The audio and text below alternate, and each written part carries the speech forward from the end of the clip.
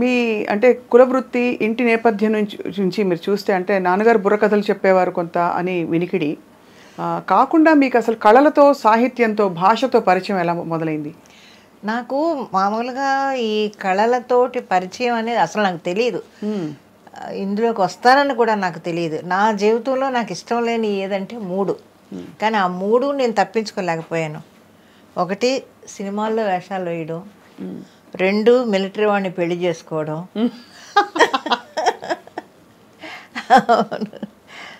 ఇంకోటి ఏదో అది మర్చిపోయాను. అది ఈ 3 కూడా నేను తప్పించుకోలేకపోయాను. ఎందుకో తెలియదు. మొదటి నుంచి సినిమాల్లో యాక్ట్ చేయాలంటే అంటే అప్పట్లో ఆంధ్రాలో మామూలుగా ఈ పల్లెటూళ్ళలో రకరకాలుగా మాట్లాడుతుంటారు కదా. సినిమా వాళ్ళంటే ఒక చిన్న చూపు. ఆ రోజుల నుంచే చీప్గా మాట్లాడడం ఎక్కువ అలవాటు మన వాళ్ళకి. దాంతో అవన్నీ చదువుకునే రోజుల నుంచి బుర్రలో ఎక్కి చిచ్చి మనం సినిమాల్లోకి అంతా వెళ్ళకూడదు అని అనుకున్నాను అప్పుడే. అలాగే మిలిటరీ వాడి ఏదో బుక్ చదివాను నేను. బుక్స్ ఎక్కువ చదివేదాన్ని అప్పట్లోనూ. మా గురువుగారు గోరు మల్లికార్జునరావు గారు, ఆయన బుక్ షాప్ ఉంది, అక్కడ కూర్చొని చాలా పుస్తకాలు చదువుకునేదాన్ని. దాంట్లో ఏదో ఒక రష్యన్ నవల ఏదో చదివాను. దాంట్లో మిలిటరీ వాళ్ళ గురించి చాలా చెడ్డగా ఉందన్నమాట. ఏమైనా సరే అసలు మిలిటరీ వాళ్ళంటే అంత అసహ్యం నాకు. అటువంటిది ఆ మిలిటరీ వాడే నా మొగుడయ్యాడు. అందువల్ల ఏది తప్పించుకోలేకపోయాను నేను. కానీ 5వ ఏట నుంచి మీరు నాటకాలు వేసేవారు కదమ్మా? 5వ ఏట కాదు కానీ 4th స్టాండర్డ్ చదివేటప్పటి నుంచి నాటకాలు. మా గురువుగారు అదే ఆయన గోరు మల్లికార్జునరావు గారు ఒకరోజు మా ఇంటికి వచ్చి ఒక బుక్ ఇచ్చి చదవమన్నారు. సరే ఏదో పాఠం చదివినట్టు గడగడ చదివేశా. చదివిస్తే పక్కన ఇంకొక ఆయన ఉంటే వీళ్ళు ఇలాగే చదువుతారయ్యా, మనం ప్రాక్టీస్ ఇవ్వాలి వీళ్ళకి అని అన్నారు.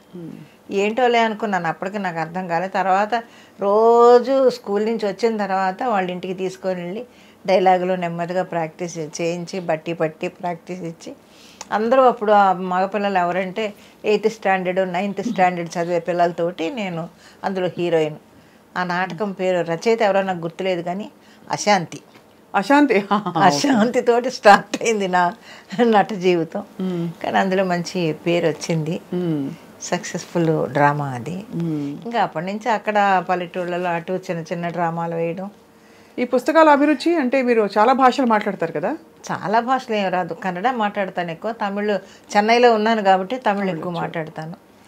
హిందీ కొంచెం అరకొరగా పెద్దగా రాదు కానీ అర్థం అవుతుంది. అంటే పుస్తకాలు చదివే అలవాటు అన్నది ఆ రోజుల్లో ఆడపిల్లలకి అందులో అంత పరిచయం ఉండే విషయం కాదు కదా. అవును. అంటే ఎంతో అభిరుచి ఉంటే తప్ప. అవును. ఏదో వంటలు నేర్పించారు, కుట్లు అల్లికలు అంటే అది అర్థం చేసుకోవచ్చు. ఎలా వచ్చిందమ్మా మీకు? ఏమో తెలియదు. ఆ బుక్ స్టాల్లో ఉండడం వల్ల చదవడం అలవాటు అయిందో మరి ఏంటో నాకు తెలియదు. అలా కొంచెం కొంచెం చదువుకునేదాన్ని పుస్తకాలు అప్పట్లో. అలాగా నవల్స్ ఎక్కువ చదివేదాన్ని నేను. మన ఎద్దనపూడి గారి నవల్స్ కానీ, ఆవిడ ఇంకొక ఆవిడ ఆవిడ నవల్స్ ఇవన్నీ చదువుకునేదాన్ని ఎక్కువ. రావడం ఆలస్యం కొనేసుకునేదాన్ని. రెంట్కి తీసుకోవడం అన్నీ కాదు, కొని పెట్టుకునేదాన్ని ఇంట్లో. కొని పెట్టేసుకొని చదువుకునేదాన్ని బాగా. అక్కడే అలవాటైంది. మా గురుగారు బుక్ షాపులోనే నాకు పుస్తకాలు చదవడం బాగా అలవాటైంది. అక్కడే కూర్చొని చదివేదాన్ని ఎక్కువ పుస్తకాలు. మరి అయిష్టంగా సినిమాల్లోకి ఎలా వచ్చారు? అంటే వచ్చాము అంటే టైం అంతే. దాన్ని ఎలాగ వచ్చారు అనడానికి సమాధానం లేదు. ఎందుకంటే 1000కి పైగా సినిమాలు, ఇంత లాంగ్ కెరియర్ ఉండే వాళ్ళు ఎవరూ లేరు మన ఇండస్ట్రీలో. అంటే లాంగ్ కెరియర్ అంటే ఇండస్ట్రీకి వచ్చేళ్ళని కాదు, ఇంకా ఆన్ గోయింగ్ కెరియర్ 65 ఏళ్ళు. బతకడం కోసం వచ్చాను అని చెప్పాలి. చెన్నై నేను మా వారు ఇద్దరం చిన్న వయసులోనే, మాది లవ్ మ్యారేజ్, చిన్న వయసులోనే మ్యారేజ్ చేసుకొని అక్కడి నుంచి చెన్నై వచ్చేసాను నేను. మా ఆయన అప్పటికి ఆయన మిలిటరీలో ఉన్నారు. చెన్నై వచ్చేసాం. చెన్నై వచ్చి అమింజ్కర్లో వాళ్ళ మేనమా వాళ్ళు ఉంటే వాళ్ళ ఇంట్లో ఉండేవాళ్ళం మేము. ఒకరోజు ఏదో బస్సులో వెళుతుంటే మేము ఇద్దరు ఏదో మాట్లాడుకుంటుంటే పక్కన ఒక ఆయన, మీరు తెలుగు వాళ్ళ అని అడిగారు. అవునండి తెలుగు వాళ్ళమే. ఆయన శర్మ గారని అసోసియేట్ డైరెక్టర్ అంట. మీరు వేస్తారా అంటే మా ఆవిడ డ్రామాలు అవి వేస్తూ ఉంటారని మా ఆయన చెప్పారు. అయితే రేపు ఏవిఎం స్టూడియోకి రండి అని చెప్పి ఏవిఎం స్టూడియోకి తీసుకొని వెళ్ళి మేకప్ అది వేయించి ఫోటోలు అవి తీసి అందులో భూ కైలాసు దాంట్లో వేషం వేస్తానన్నమాట నేను అప్పుడు. అది అలాగా బతకడం కోసం ఇది నేను ఒక జాబ్ లాగా తీసుకున్నాను తప్ప ఇందులో పైకి రావాలనో లేకపోతే ఏదో చేయాలనో మాత్రం నాకు కాదు. ఇది ఒక జాబ్ అంతే. నేను ఉద్యోగం చేస్తున్నాను అనుకుని వచ్చారు. అంతే. అదే నా కుటుంబాన్ని పోషించుకోవాలి, నాకు డబ్బులు కావాలి, ఎవరిని మా వాళ్ళ మీద ఆధారపడకూడదు. నేను కానీ మా ఆయన కానీ ఎవరో, మీ ఇద్దరం ఉన్నాం, మాకు పిల్లలు, మా సంసారం అంతే. వేరు వేరు కులాలు కదమ్మా మీ ఇద్దరు? అవును, ఆయన క్రిస్టియను, నేను హిందూ. అది ఇంట్లో వాళ్ళు ఆమోదించక మీరిద్దరు అవును జీవితం మీరు జీవితానికి మీ మీద నమ్మకం కలిగించుకోవాల్సిన పరిస్థితులు ఆ రోజు. అవును మరి ఎలా అమ్మా హార్మోనియం వాయించేవారట కదా? అవును, ఒక డ్రామాకి వచ్చి హార్మోని వాయించడానికి వచ్చారు. ఏం చూసి నచ్చారమ్మా? ఏం చెప్తాం, మీరు ఇప్పుడే ఇంత చక్కగా ఉన్నారంటే అప్పుడు మంచి చాలా అందంగా ఉండుంటారు. ఇప్పుడే ఇంత బాగున్నారు. అది కాదు, ఒక చిన్న ఇన్సిడెంట్ చెప్తాను. మా మనవరాలు, మా పెద్ద మనవరాలు లవ్ మ్యారేజ్. ఆ అబ్బాయి వచ్చాడు మా ఇంటికి. ఆ అబ్బాయి ఇది చాలా బాగుంటుంది, జ్యోతికి ఎలాగ ఉంటుంది కొంచెం నా మనవరాలు, మంచి పుష్టిగా కళ్ళు గిళ్ళు బాగుంటాయి, అందంగా ఉంటుంది అది. ఈ అబ్బాయి చూస్తే క్రిస్టియన్, కొంచెం చదువుకున్నాడు కానీ బాగా చదువుకున్నాడు, MBA చదివాడు, ఏదో చేస్తున్నాడు, కొంచెం రంగు తక్కువ, కొంచెం ఇదిగా ఉన్నాడు. ఇద్దరు చూసి ఆ అబ్బాయి మా ఇంటికి వచ్చి మా వాళ్ళందరితోటి మాట్లాడి వెళ్ళిపోయిన తర్వాత ఎలా ఉన్నాడు నాని అని అడిగింది. నాకు నచ్చలేదమ్మా అన్నాను. మా మనవరాలు అడిగితే నచ్చలేదన్న అంటే వెంటనే నా చిన్న మనవరాలు అంత ఉంది అప్పుడు నా చేయి పట్టుకొని గబగబా లాక్కొని వెళ్ళింది వాళ్ళ తాతను నేను ఉన్న ఫోటో దగ్గరికి. నువ్వు తాతను ఎందుకు చేసుకున్నావు నాని? తాత ఎలా ఉన్నాడు, నువ్వెలా ఉన్నావు? ఇలా అలా ఉండిపోయాను కాసేపు. నేను ఆ క్వశ్చన్ అది వేస్తుందని నేను అనుకోలేదు. ఆ ఫోటో దగ్గరికి తీసుకెళ్ళి, నువ్వెందుకు నాని తాతను చేసుకున్నావు? తాత నల్లగా లేడా, నువ్వు తెల్లగా లేవా, నువ్వెందుకు చేసుకున్నావు? అక్క చేసుకుంటే తప్పేంటి అని అడిగింది నన్ను. అబ్బో ఓకే అమ్మ, ఇష్టమైనప్పుడు మనం ఏం చేస్తాం, హ్యాపీగా ఉన్నారు ఇప్పుడు వాళ్ళు.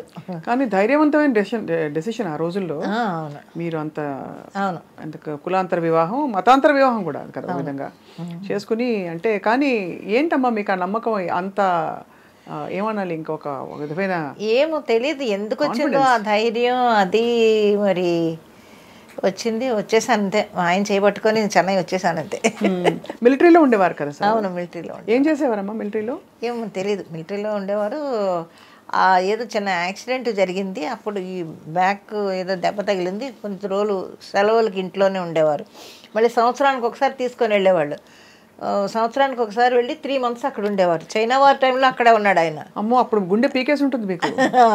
చైనా వార్ టైంలో మిలిటరీలో ఉన్నాడు ఆయన. ఆ తర్వాత మళ్ళీ రావటం అలాగన్నమాట.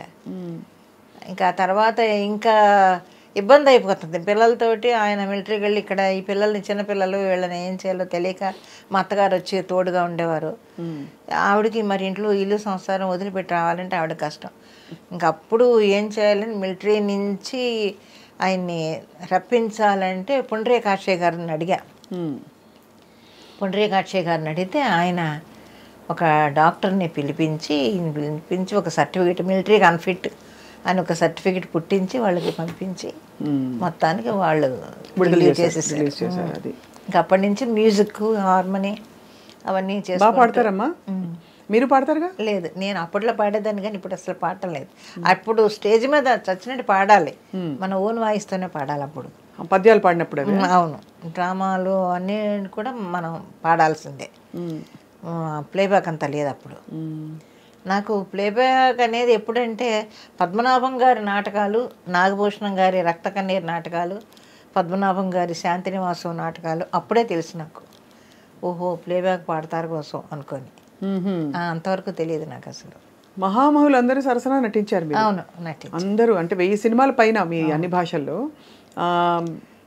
అంత దిగ్గజాలతో నటించి మీకంటూ మీరు ఎప్పుడూ ఒక ఆశయం పెట్టుకోలేదా, నేను ఈ క్యారెక్టర్స్ ఆర్టిస్ట్గా కాదు, నేను హీరోయిన్ అవ్వాలని కానీ, ఇంకా నేను టాప్ మంచి ఫీమేల్ ఓరియంటెడ్ పాత్రలో నటించాలని ఎప్పుడు లేదా అమ్మ మీకు? లేదు, అదే చెప్తున్నాను కదా, నా మెంటాలిటీ ఎలా ఉంటుందంటే బ్రతకాలి, బతకడానికి కావలసిన డబ్బులు మనకు వస్తే చాలు, అంతే. అంతకు మించి నేను ఎప్పుడూ ఆశపడలేదు. ఈ రోజుకి నాకు ఆశ లేదు. ఇప్పుడు నా తోటి వచ్చిన వాళ్ళందరూ కూడా టాపులో ఉన్నా కూడా వాళ్ళని చూసి బాధపడ్డము, అసూయపడ్డము అనేది అసలు నాకు రానే రాదు. ఓకే, బాగున్నారు అంతవరకు అదే అనుకుంటాను నేను. నాకు కావాల్సింది 10 రూపాయలు వచ్చినప్పుడు 10 రూపాయలు నా కుటుంబానికి పెట్టుకున్నాను, రూపాయలు వచ్చినా 100 రూపాయలు ఖర్చు పెట్టుకున్నాను, 1000 రూపాయలు వచ్చినా ఖర్చు పెట్టుకున్నాను. నేను తిని ఇంకా మా అత్తగారు వాళ్ళకి హెల్ప్ చేయడం ఇవన్నీ చేసేదాన్ని. ఉన్న దాంట్లోనే. అంటే అది విధి వింతే ఏమనాలో తెలియదు కానీ మీకు వచ్చిన పాత్రలు కూడా కొంచెం పేద మధ్యతరగతి అలాంటి, ఇన్ఫ్యాక్ట్ అనకూడదు కానీ పేద మధ్యతరగతి బ్రాహ్మణులలో అమ్మాయి ఎలా ఉంటుందో అలా ఉంటారు అమ్మ అంటారు. చాలా మంది అందులో విశ్వనాథ్ గారి సినిమాల్లో చూసినప్పుడు అప్పుడు ఉండేది కదా ఒక ట్రెండ్, ఎక్కువ విశ్వనాథ్ గారి సినిమాల్లో అంటే బ్రాహ్మణులు వస్తారు నటిస్తారని, అలాంటి ఒక దీనిలో ఇమేజ్ లో ఒదిగిపోయారు మీరు. అవును, ఒక మాసిపోయిన చీర, ఒక గ్లిజరిన్ బాటిల్ నన్ను చూడగానే. ఇప్పుడు బయట ఎంత గ్లామరస్ గా ఎంత చక్కగా ఉన్నారమ్మా మీరు. ఇన్నేళ్ల మీ ఆరోగ్య రహస్యం ఇప్పుడు ఏంటంటారు? మానసికమైన తృప్తమా. నేను ఒకటి చెప్తాను, అదే ముందు నుంచి నేను చెప్పేది ఏంటంటే మనకి తృప్తి వచ్చిన దాంట్లో, ఉన్న దాంట్లో హ్యాపీగా ఫ్యామిలీని మెయింటైన్ చేసుకోవడం, అతి ఆశలకు పోకుండా మన పరిధిలోనే మనం జీవించడం, అదొక్కటే నేను అనుకుంటా. పిల్లల్ని చదివించుకోవడం దగ్గర నుంచి వాళ్ళ జాబులు కానీ వాళ్ళ ఇది కానీ, నా ఇల్లు నా సంసారం ఒక గిరి గీసుకుంటాను నేను, ఆ గిరిలోనే ఉంటాను, దాటి బయటికి వెళ్ళను నేను. షూటింగ్ అయిపోయిందా, ఇంటికి వచ్చానా, నా ఇల్లు నా సంసారం, పొద్దున్నే వంట చేసి అక్కడ పెట్టేసి వెళ్ళిపోయేదాన్ని. అవును, మీరే కదా వంట. అవును, అలా చేసుకొని వచ్చి ఆ తృప్తి అనేది మనిషికి ఉంటే ఎప్పుడూ హెల్దీగా ఉంటారు. అసలు డబ్బింగ్ జానకి గారుగా మీరు మారారు కదా, మీ అసలు పేరేంటమ్మా? జానకే. జానకే అంటే డబ్బింగ్ అనేది తర్వాత మీరు మీకు వచ్చిన డబ్బింగ్లు చెప్తున్నాను అంటే జానకులు 3 ఉన్నారు కదమ్మా. సౌకర్ జానక్ గారు ఉన్నారు, సింగర్ జానక్ గారు ఉన్నారు. జానకి అనగానే ఏ జానకి అని అడుగుతున్నారు. అప్పుడు ఇంకా అప్పుడు ప్రెస్ కదా, మీడియా అవి లేవు కదా. అవును అవును. అడిగితే అప్పుడు డబ్బింగ్ జానకి అని మన ఈయన పద్మనాభం గారు చెప్పారు డబ్బింగ్ జానకి అని. అలా చాలాసార్లు పోట్లాడాను ప్రెస్ వాళ్ళతోటి. మీరు అస్తమాను డబ్బింగ్ జానకి, జగ్గయ్య గారు డబ్బింగ్ చెప్తున్నారు, డబ్బింగ్ జగ్గయ్య గారిని ఎందుకు వేయరు, లేకపోతే ఇంకొక డబ్బింగ్ చెప్తున్నారు వాళ్ళని ఎందుకు వేయరు, నన్ను మాత్రం అంటే అప్పుడు వాళ్ళు చెప్పే సమాధానం ఒకటే, 3 జానకులు ఉన్నారు కదమ్మా, అందువల్ల రాయాల్సి వచ్చింది. మీరు డబ్బింగ్ చెప్పిన క్యారెక్టర్స్ అందరూ ఎవరెవరమ్మా? అంటే పెద్ద పెద్ద హీరోయిన్లు అందరికీ చెప్పుంటారు మీరు. శ్రీప్రియకి చెప్పాను ఎక్కువ, శ్రీప్రియ. వ్యాంప్ క్యారెక్టర్స్ ఎక్కువ చెప్పాను, జయమాలిని, జ్యోతిలక్ష్మి, వీళ్ళందరికీ బాగా చెప్పాను. హీరోయిన్ పద్మప్రియ, వీళ్ళందరికీ చెప్పాను. భారతి అప్పట్లో ఉండేవాళ్ళకి. ఏమన్నా ఇబ్బంది పడ్డారా? మీరు అయిష్టంగా ఇండస్ట్రీకి వచ్చారు, మీరు అందంగా ఉంటారు, పొందిగ్గా చక్కగా మీరు అడ్జస్ట్ అయ్యి అలా వెళ్ళిపోతున్న టైంలో మిమ్మల్ని ఇబ్బంది పెట్టిన సందర్భాలు ఉండుంటాయి కదా ఇండస్ట్రీలో? ఎవరు? నేను ఒకటే చెప్తానమ్మా, మనం ఉండే పద్ధతిలో ఉంటే ఎవరు మన దగ్గరికి రారు, మన జోలికి రారు. అది నేను ఒకటే, ఒకటే నా. అంటే మరి ఇబ్బందులు పడుతున్న వాళ్ళందరూ పద్ధతిగా ఉండలేక నాకు తెలిసి తెలియక వాళ్ళు ఎలా తెలుస్తుంది చెప్పండి. నా వరకు చెప్పాలంటే నేను ఉండేది ఇప్పుడు ఇంట్లోంచి బయలుదేరి వెళ్ళానా, షూటింగ్కి వెళ్ళాను, వేషం వేసుకున్నాను, ప్యాకప్ చెప్పారు, వాళ్ళు మళ్ళీ తీసుకొచ్చి నా కారులో కూడా వెళ్ళాను, వాళ్ళ బండిలోనే వచ్చి ఇంట్లో దిగుతాను, అంతవరకే. ఇక బయట ఏం జరుగుతుందని ఎక్కువ మాట్లాడను, ఎక్స్ట్రాలు మాట్లాడను, ఎవరితోటి ఎక్కువ మాట్లాడను, నా పద్ధతిలో నేను ఉంటాను. అందువల్ల నేను ఉండగలిగానేమో అని అనుకుంటాను తప్ప ఎక్కువ ఎవరితోటి ఎవరన్నా వచ్చి పలకరిస్తే అంటే అవునండి అంతే అంతే. మళ్ళీ నాకు భయం అనమాట, గొడవలో పడతామేమో, ఏమైనా పొరపాటు మాటలు దొరుకుతాయేమో అనేది ఇప్పటికీ భయమే నాకు. అందువల్ల నేను ఎక్కువ ఎవరితోటి కాంటాక్ట్ పెట్టుకోను నేను. హలో అంటే హలో, అది ఎప్పటికే కూడా ఇప్పుడు కాదు, ఇంకో 10 ఏళ్ళ తర్వాత మీరు కనపడినా సరే అమ్మ ఎలా ఉన్నారు అంతే. మన మధ్య ఇంకేం గొడవలు జరగవు కదా. గొడవలు ఉండవు. అలా అని మీరు ఎక్కువ దోస్తీ కూడా ఎవరితో లేదా? లేను, ఎవరితోటి లేను. ఆ తరం హీరోయిన్లతో ఎవరితోటి